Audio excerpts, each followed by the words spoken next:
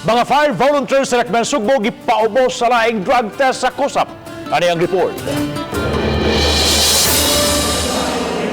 Gidapit ang mga kapin sa 200 ka mga fire volunteers sa syudad alang sa tapok-tapok sa Pasko. Pakapin lang di ay kadto kay ang tinguha maog yun ang drug test. Kinahanglan gihapon, oo. Kay sa suporta ni sa pag-promote sa drug-free workplace niya. Importante masad kay ni ilang trabaho, volunteers para sa fire. Gipadayag ni Harold Alcontin sa CDRR ay mao nga gikan sila sa tanang mga barangay sa syudad.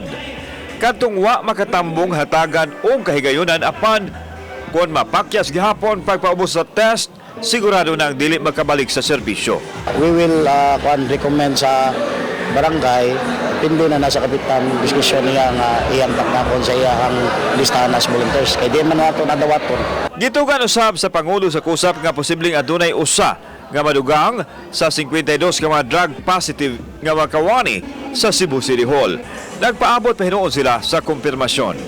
Kauban si Godfrey Relian, ako si Alan Domingo. Balitang Bisdak.